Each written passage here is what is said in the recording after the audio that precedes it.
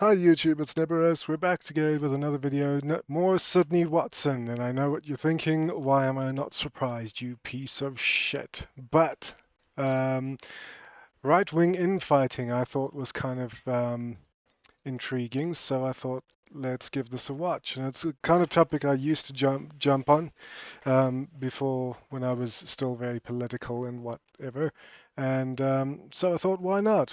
Let's do a reaction to it. I'm doing some World of Warcraft dailies in the background, so pausing might be a bit weird, but I'll be giving my commentary as normal anyway. So, without further ado, here, let's go.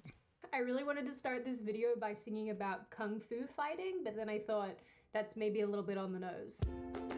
I'm not sure why, Hi, but my might name is be. Sydney. Welcome back to hell. I feel compelled to tell you all that my Welcome. hair is wet, so Hello. you're gonna watch it progressively dry throughout this video. And I also want to tell Nothing I you like that more than it's been watching hair storming dry. crazily here in DFW, and I didn't sleep much last night, DFW. so I'm feeling a little bit like Jack from The Shining.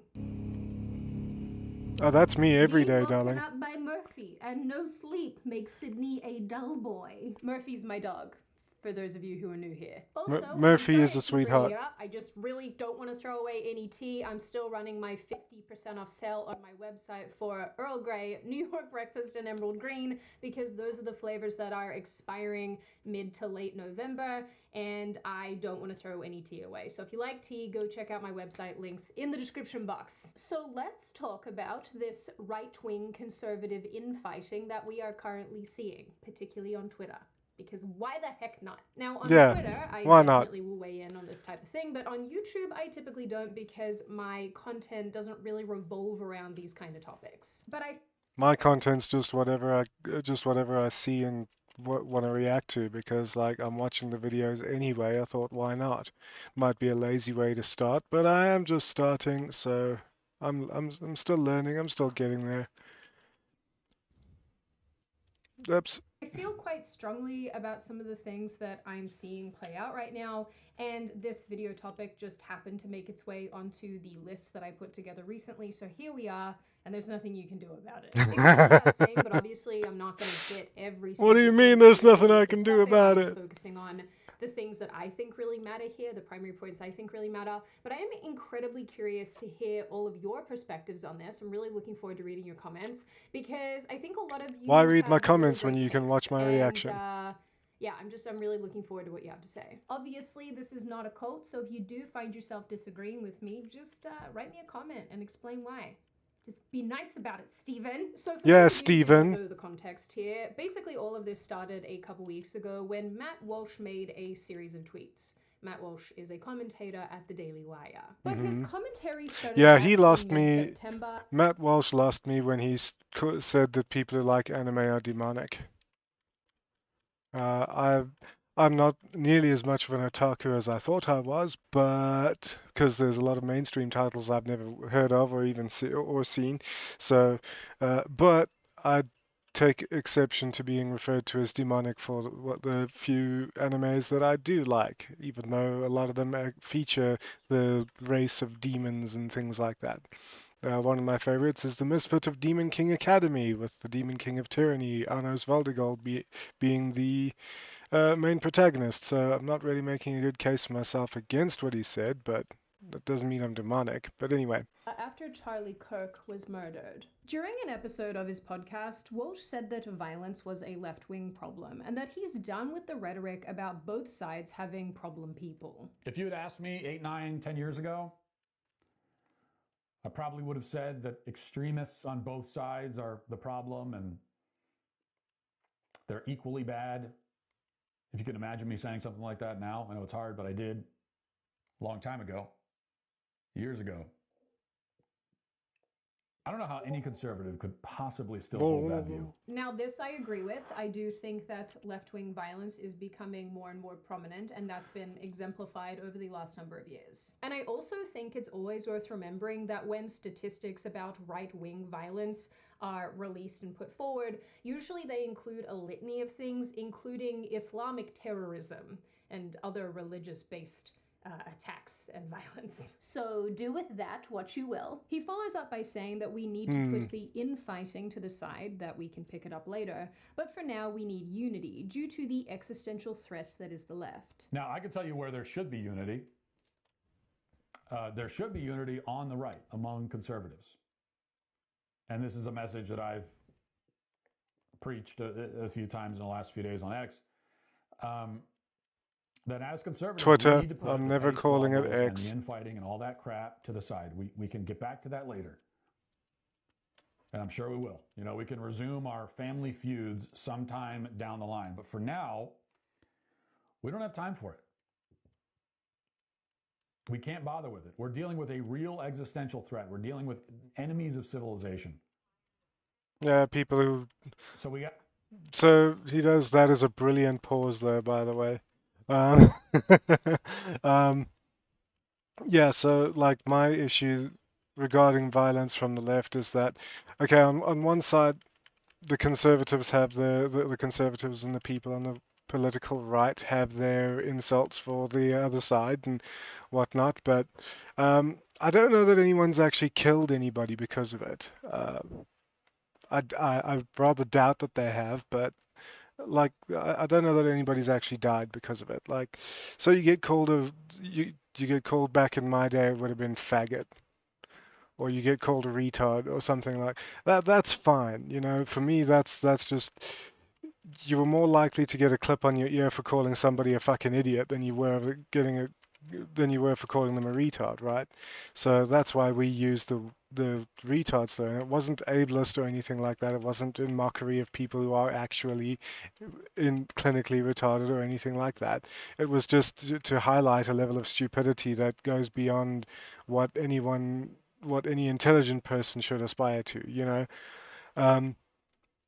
But nobody's ever murdered anybody because of it. But when you start to call people Nazis and things like that, then it becomes, remember the whole punch a Nazi thing. Like, who's going to object to that? You're punching a Nazi. I think I said this in the aftermath of Charlie Kirk's death. It's like they call him a Nazi so that it makes it okay to kill him because you're killing a Nazi. So it's not that bad of a thing, right? Who's going to object to killing a Nazi? And that's my big gripe with that sort of thing. But I would disagree that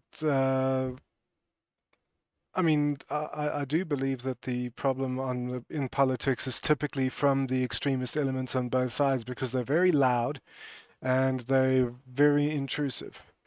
Whereas the people in the middle, whether it be fully centrist or sort of center right, center left, you know, they just want to get on with their lives, really. They have their ideals and whatnot, but they just really want to get on with their lives. And the extremists on the far ends, they make it difficult.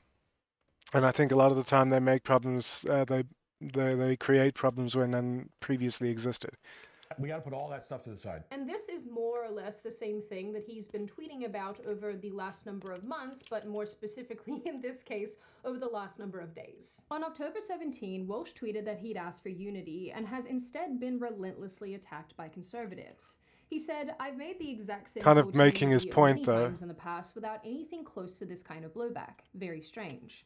Somewhat in response, Seth Dillon of the Babylon Bee tweeted, "You should be willing to lose friends for the sake of what's good and true. And friends who can't tolerate honest correction without treating you as a traitor aren't really friends anyway. I'd True. argue they're holding you hostage." Walsh quote tweeted this, saying that he considers loyalty to be a very important principle and he won't denounce his friends. Not because he's afraid to, but because he considers it an act of treachery. He goes on to add that debating I and can see disagreeing that. is one thing, but condemning his friends is not an option. You want to know what's also not an Okay, option? okay, condemning your friends is not an option, but you're calling for unity and you're saying, hey, let's just put our personal shit aside and deal with what's in front of us. And they're condemning you for it, but you don't want to condemn your friends for doing that. Are they really your friends? They have no problem with condemning you. Sorry, I don't. If it was a position he held like that went against the ethos and whatnot, like I can't actually think of an example, but like if it was something that was objectively a bad position, then I could understand it. But saying we need to put our shit aside so we can deal with what's in front of us isn't a bad position to have. So I don't understand why they're condemning him for it. No sleep like I did last night. But that wouldn't have happened if I'd had my favorite sleeping hot chocolate, Dream. So I think it has been pretty well established that I Ad! am a huge fan of Dream's Night Hot Cocoa. Lately, I have been taking the Dream tablets before That says bed because beam. they have the same great ingredients, but tonight I wanted a hot drink, so the Oh, hot there's the word cocoa it dream. is. Dream has been one of the only sleep aids that has actually worked for me, to the extent that I actually just had another friend of mine buy some after I hyped it up to him. He's also been having a ton of trouble sleeping. I just genuinely believe in what this product does. For me, I don't get any weird, horrible morning grogginess, which is such a blessing because That's that's called always been sleep one of my inertia, issues. and it I don't get sucks. any weird dreams when I drink it. And now that I have been drinking it for a while, it's only gotten more effective. So I go to sleep and I stay asleep. I make my hot chocolate concoction about an hour before bed and have an insanely good sleep. And I just really like what's in this. The reishi, the L-theanine, the magnesium. I personally like the melatonin option, but you can always get it without if that's what you'd prefer. So guess what? You too can get better sleep with exclusive early access to Beam's Black Friday sale with up to 50% off for a limited time. So click the link Don't in the tempt me, description or Sydney. go to I love hot chocolate. shopbeam.com/SydneyW And if it and helps me use sleep, code I love it even SydneyW more. at checkout. This is by far Beam's biggest sale of the year and the best deal I've been able to share. So don't miss out. Check out Beam today. I will. Now, Probably not going to buy anything because I'm broke, but I'll check it out. Although if things work out for me, hold thumbs. If things work out for this other opportunity I'm pursuing, then I won't be broke anymore. So, back to that. So, go check out her link in Dream. I'll put a link to link to it in the description down below. Now, there was a lot of backing and forthing from quite big creators and quite big commentators in the right-wing/conservative space with relation to this topic and As this there would be, issue. yes. There was a lot of sort of disagreement taking place. But what really emerged from this, or what became clear as people responded to one another, is that there are two primary camps. Those who think like Matt Walsh, who kind of sit on his side of the aisle, who believe that we need to unify on the right, and I suppose that means unifying with ideas and concepts that we don't really like, or maybe we would ordinarily disagree with. Then there are Sure. those who believe that unifying with our own crazies is ultimately a bad idea. And personally, I can see both sides of the aisle here. Yeah, yeah. If unifying means putting aside silly infighting to focus our energy on bigger issues, then sure. If you're fighting an army, your army cannot be fractured or split into factions. Or so divided, I yeah. do, for the most part, understand this position. But if unifying means ignoring terrible, disgusting rhetoric and dangerous behavior like the left has done for years now, then you can count me out. Which I Yeah. think is. I don't think it means ignoring it, but I think it also means, you don't have to go along with it and we don't have to tolerate it. But then that kind of makes the point for the infighting and whatnot. So I think I'm starting to see where it's all going now. It's probably what most of you thought I was going to say here. So, surprise, it's me saying things I always say. You know, it's sort of funny because I actually just had this conversation with my mom the other day because she and I very much diverge on specific issues these days, and that's okay. I still love my mom. She's one of my favorite people, but she made a point where she said that she doesn't really view politics anymore through the lens of left versus right, but rather normal people versus, Crazies. evilness, I suppose. Mom, don't get mad at me for misquoting you. I'm sorry. But I do think that there is some truth to that. On Yeah. this channel, I will often. I think left and right are pretty much exploded in devalued terms at this point.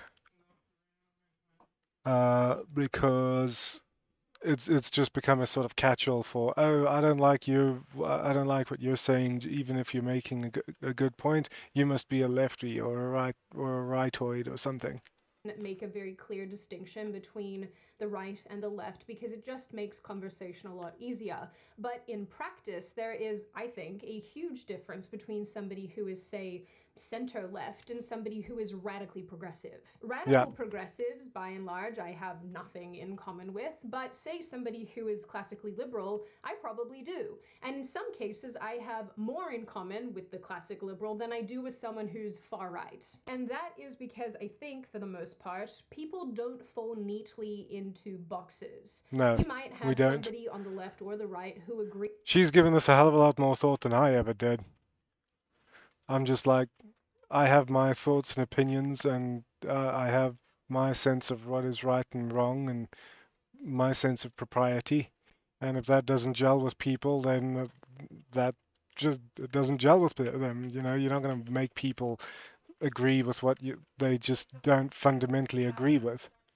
With a political position or a commentator or whoever 80% of the way, but then 20% of the time they disagree. Or maybe we just decide where we stand on each issue as it arises, and that's very normal too. I think that's where the majority of the population fall when it comes to political issues. They're not 100% right wing, they're not 100% left wing, they're somewhere in the middle. And that, I think, statistically speaking, is fairly accurate. So, with that said, in a way, maybe this conversation is less about left versus right and more about normal people versus extremism. But what Walsh is preaching, at least in my opinion, is the sort of thing that got the left where it is today.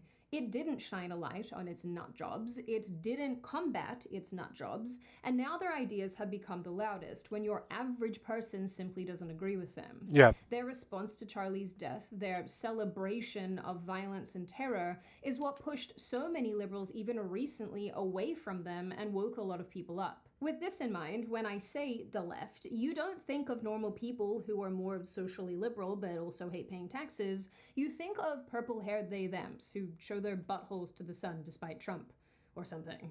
You think of people Yeah, I who don't get act it like either. this. I'm having this conversation over on my Instagram right now, and the question is, for fat people, what do you think is most appropriate for thin people to refer to you or the fat community? And it's because liberals allowed these people to become the loudest in the room. And really, this is where one of my primary concerns comes from. I am worried that a united right will inevitably become blind to its own crazies in the same way the left did. At one time, big conservative voices, and you know what? Even little conservative voices, even everyday conservative voices, were being censored and silenced. There was an observable, coordinated, concerted attempt by the mainstream media and by Democrats to shut down actually like completely milquetoast regular conservative and right-wing talking points. Normal everyday people with And the people talking about those normal everyday talking points, the backlash and vitriol I experienced back in my political days on X was like next level. Honestly, it was really bad. normal everyday beliefs and ideas were being fired and harassed and doxxed. And largely this was happening because they just weren't towing the line. They weren't falling in line with what they should have been doing and saying online and in their private and work lives, I suppose. And a lot of this was completely unacceptable and completely unfair. And so there was a legitimate need for us to come together and support one another because people were being targeted for the tiniest of infractions. You know, you don't use the correct pronoun and now suddenly you have to do 5 billion hours of gender diversity training. What? Dragon Age, the Veil God, pulling a barv. Oh my god, why do I remember that? I feel so bad for those of you in the corporate world, man. This doesn't sound fun at all. But thankfully, I think that this is less and less the case now. And I think, A, it's because there's a really big social shift happening, but more importantly, because people called it out collectively for years and years and really pushed for change. But despite this change, and I'm not saying for a second that this doesn't continue to happen, I know that it does, but there's a lot of people in the media world who like to take this past situation and apply it now and hide behind it, using it as a shield. When some right-wing figures who may or may not have terrible ideas, who is to say I'm not the arbiter of that kind of thing? Yeah. When these people are attacked. Which actually I would like to point out is a level of humility and self-awareness that most people on the left, particularly the loony side, don't seem to have. I know I just said like exploded and devalued terms, but you get what I mean. And have, you know, a lot of disagreement being lobbied at them, they typically will ignore the criticism coming their way and instead claim that this is some sort of coordinated attempt to silence them, which is actually what Matt Walsh did here, funnily enough. He tweeted, "We are now wrapping up week 2 of some conservatives on this site focusing most of their fire on me. It's pretty clear that this is a coordinated effort at this point. I'm not sure what their endgame is or why they've decided I'm the villain of all people." This is actually something that drives me mad about the left and the right, and you know, both sides do it. Commentators on both sides of the aisle do it, and really the motivation is to rally your own people around you. You know, you want to get better support from your people by making it's called circling the wagons, wagons, yeah. Versus all these other people, so you know your community will come in and save you. But they turn, you know, criticism into a conspiracy when it's not that at all. We'll probably come back to this if I have time, but if not, just know that it annoys the crap out of me. But more important. Yeah, and that's the problem with both sides is as soon as you step outside of the approved line and the approved thought, you're done. They will literally throw you to the wolves. I don't agree with it, which is why I don't really identify as conservative, left, right, centrist, blah, blah, blah. Because the minute you do that, you're kind of beholden to their ideas, and the minute you make your brand about that sort of thing, you sort of attract a particular audience. And if you step outside, like I said, if you step outside of that approved messaging and their ideas, you're finished. In this case, Matty Boy, this isn't coordinated. People just disagree with you, which, to be fair, is absolutely okay. And up until very recently, this was the status quo. People would say something, and then other people would disagree. There'd be a discussion, and maybe there would be some minds changed. I really think the nature of being an online commentator is that people are going to disagree with you. That sort of, you know, comes with the territory. Well, I'm reminded of what this older lady said. If I can find the clip, I will send it. I will like post it and whatnot as a related video. But she said, "Nobody has the right to go through life without being offended. That is an occupational hazard of living in a society." And it's the same with people disagreeing with you.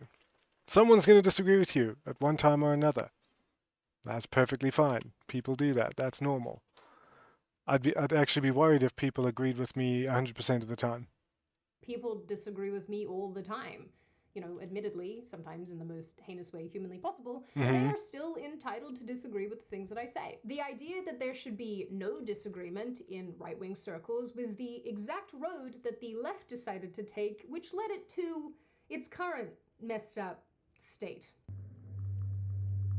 Oh my God. The expected adherence to particular views and ideas became so ingrained and so extreme that people were afraid of expressing a contrary opinion, even marginally contrary, because they were afraid of retribution or being attacked by their own. So they stayed quiet. And it's a real thing. Most radical among them started leading the pack, which is why now you have all of these disenfranchised liberals who are running around, like Bill Maher, for example, who's been left out in the cold. And you have all of these Democrats quietly, I mean, they're trying, but they're quietly saying to the rest of the party, can we please reroute what we're doing here? Because you guys have gone off the rails. Basic problem we have in America is conservatives think the liberals are insane.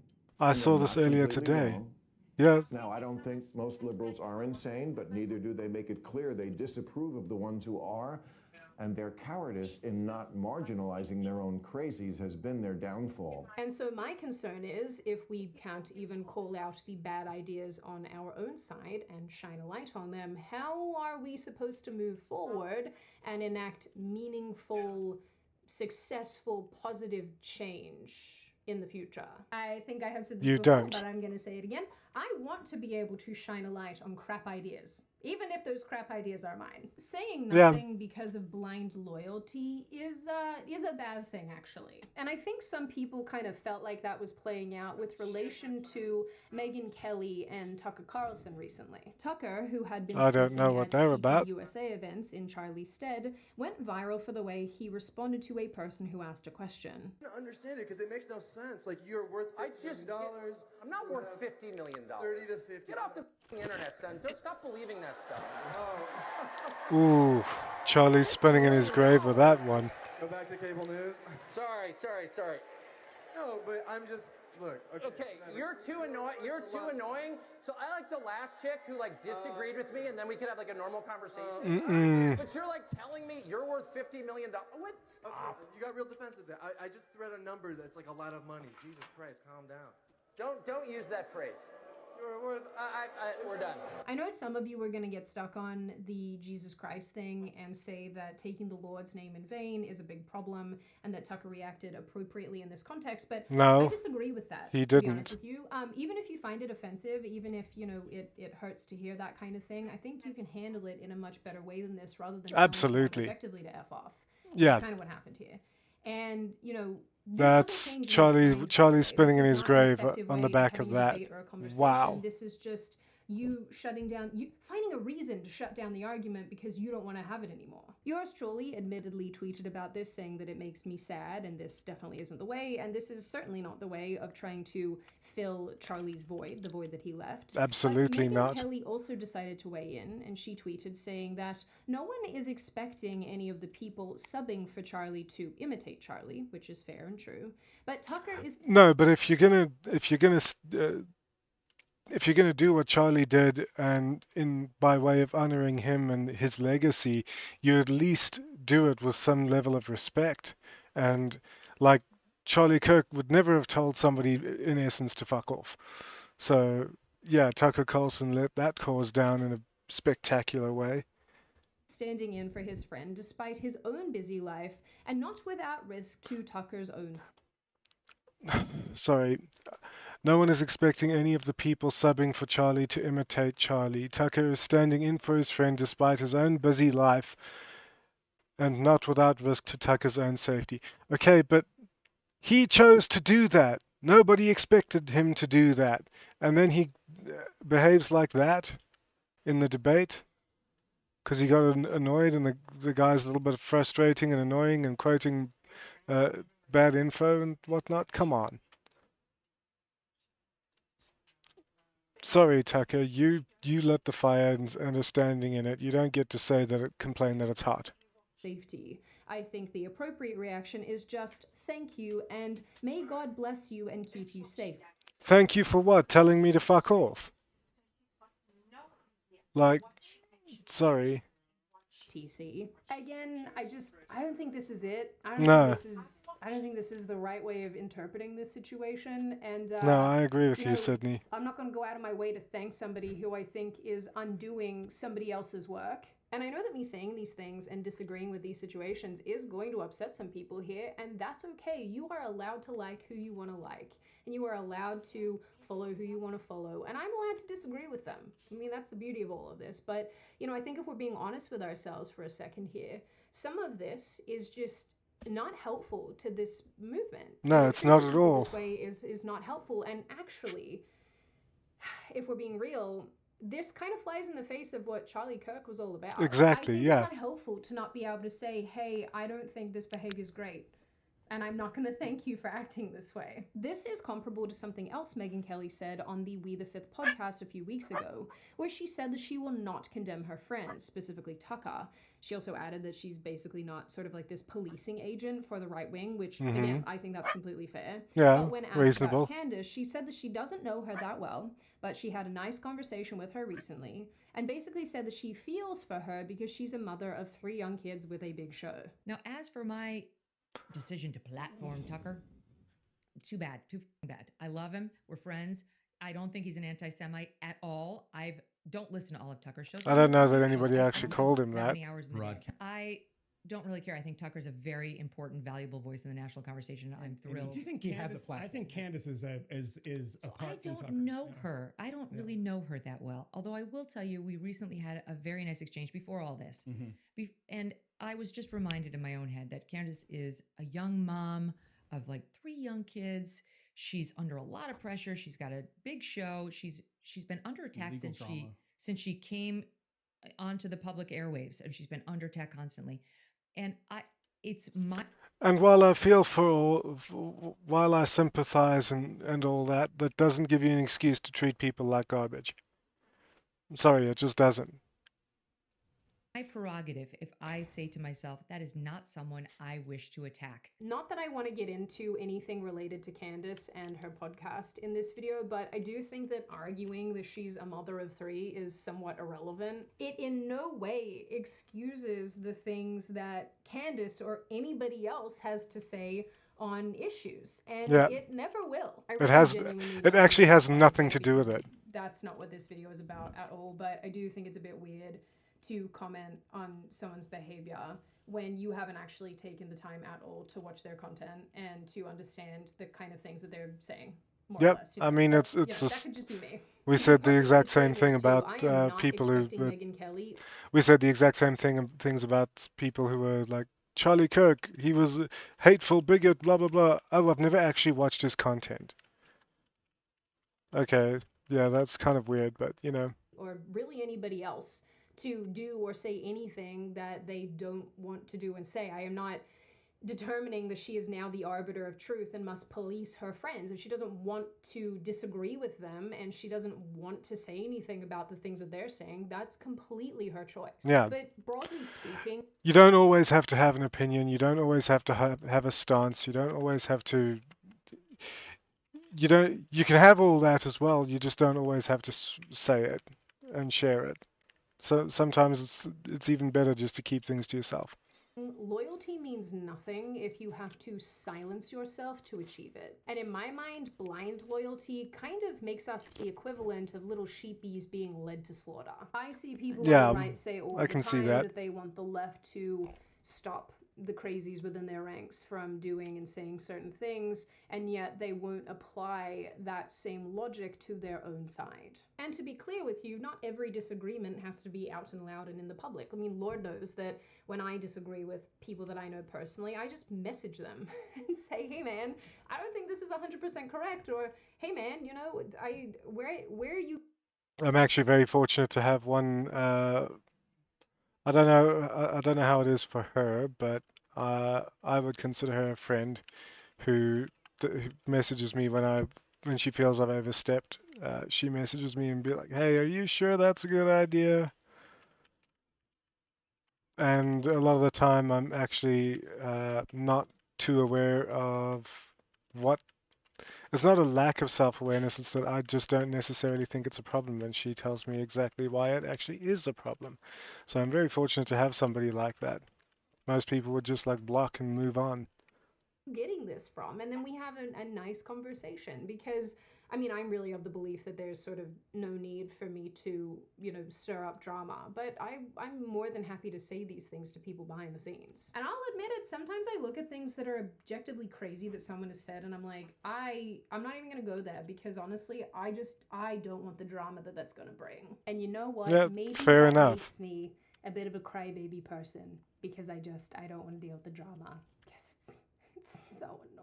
Doesn't make you a crybaby person. If the left became as radical as it is now because it failed to call out the craziest people and opinions among them, if we do the same, how are we any different? If we forsake our own principles to appease our friends, do we even really have any principles? None of this is to say that I agree with the Puritan position on being right-wing, where you have to have every single idea and believe in every single... Well, that's the same with every.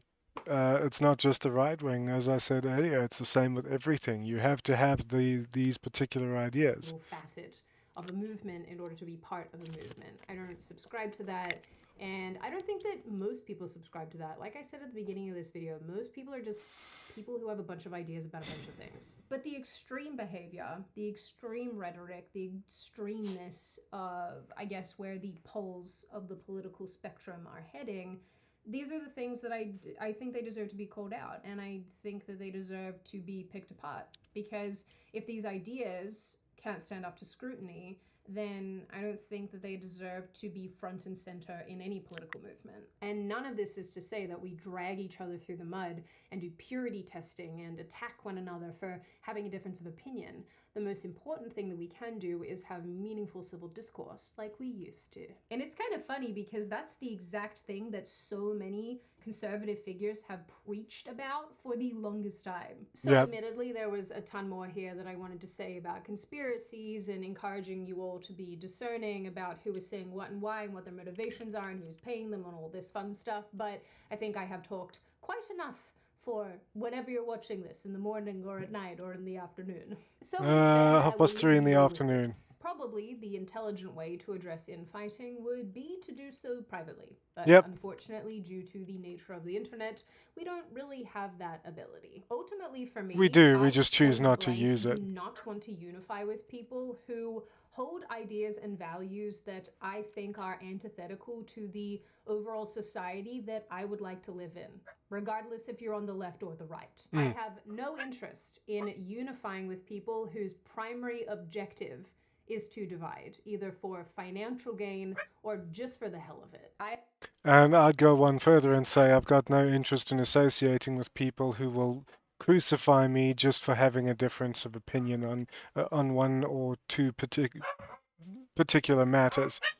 Like, no, you don't have to agree with me, but you know what? I don't deserve it. I don't deserve like public execution just because I have a different take on one issue than you do.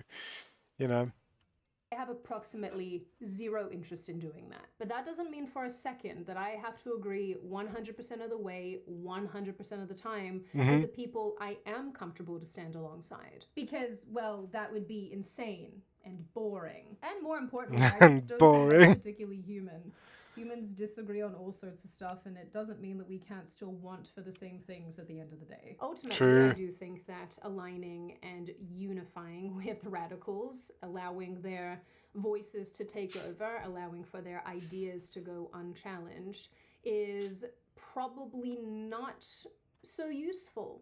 Is probably not going to end up so well. No. I think it will make things very difficult going forward, and I think it will have a very negative effect on future elections, or at least just when it comes to normalizing right-wing ideas, views, and talking points. And I think really importantly, if we don't challenge bad ideas, then it leads to the assumption that these are normal mainstream conservative talking points and principles. And I absolutely don't want that either. So in the end, while I understand the calls to unify the right, I just don't think that that's going to work out in practice. It depends on how he means it. Who are leading the charge here have some quite bad opinions and ideas that deserve to be questioned. And I think that in a functional, normal society, we should be questioning these things, and we should be completely okay with that becoming the status quo. Now, on that note, and before I would tend to agree. all of you, this is just a reminder to check out Beam using the link in the description.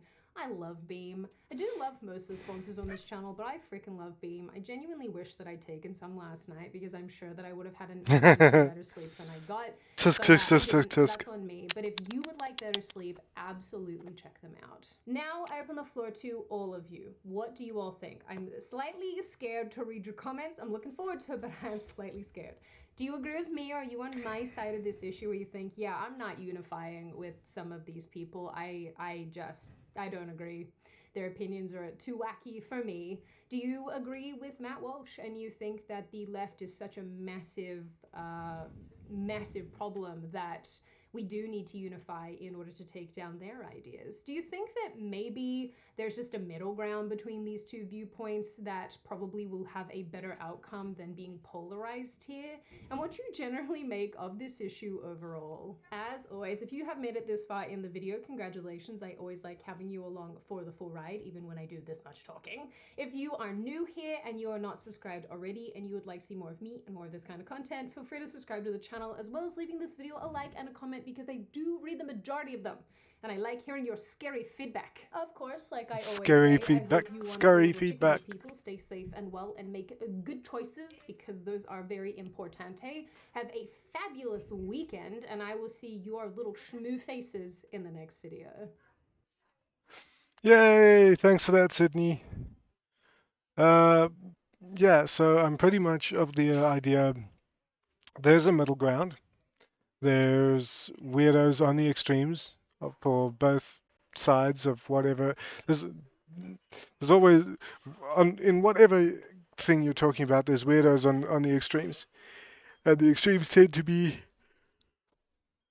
Sorry, the extremes tend to be the most magnified and loudest. So um, that kind of, and inevitably that particular group is then associated with the extreme ideas, and it's not a really good thing. It leaves people, it leaves those of us who are not on the extremes but who are the sort of quiet, well-meaning majority, shall we say, being completely irrelevant, as the majority has always been throughout history.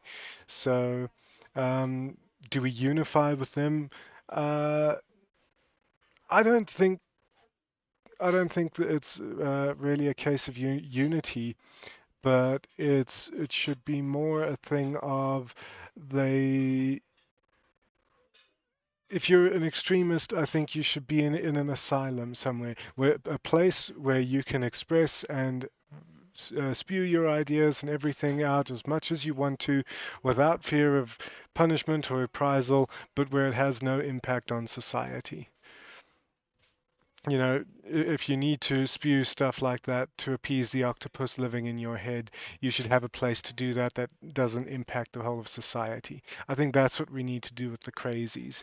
And where unity comes from, the likes of, like, I know Ben Shapiro and Candace Owens had a falling out because of the Israel and Palestine thing, and she's said a bunch of stuff that I disagreed with as well, but fundamentally her message is, the same as the likes of Ben Shapiro and whatnot, traditional values and blah, blah, blah, and I don't see a problem with that. So I think if we could just get over our foibles and the bits that divide us, uh, without actually having to crucify or punish wrong think, I think we'd be in a much better place. But that's just my thoughts and opinions. I'm going to be sure to check out Sydney's video. Link to the original video will be down below.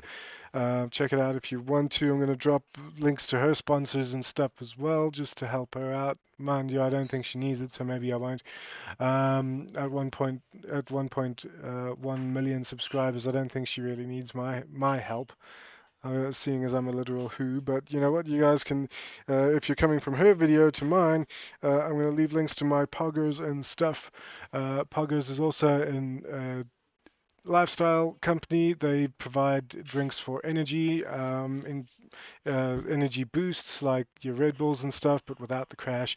They got stuff for hydration, which also helps with energy retention, and they've also got sleep aids as well. So be sure to check out Poggers. You get 10% off with the link in the description down below. And then, of course, if you're into gaming like I am and you need to upgrade your rig or get different bits for it, be sure to check out and be sure to get 5% off the Starforge equipment using my link below as well. Your purchases will go a long way to helping me out in terms of actually getting an income first and foremost, and with that income I plan to do a degree and end up making my dream of living and working in Japan a reality. So that's going to do it for this video. Thanks again to Sydney for such an insightful video. I didn't know anything of what she's talked about here actually happened. Not the biggest fan of Matt Walsh or very many political commentators left or right, so I got out of that a long time ago with the suspension of my previous Twitter account, because I would respond to toxicity with toxicity. So not doing that anymore. But that's going to do it for this video. I hope you guys enjoyed it. Be sure to give it a like, comment, subscribe if you liked it. Give it a dislike if you didn't. And I'll see you guys in the next one. I'm not going to stop, by the way. Take care, everybody. Have a good afternoon, and see you next time.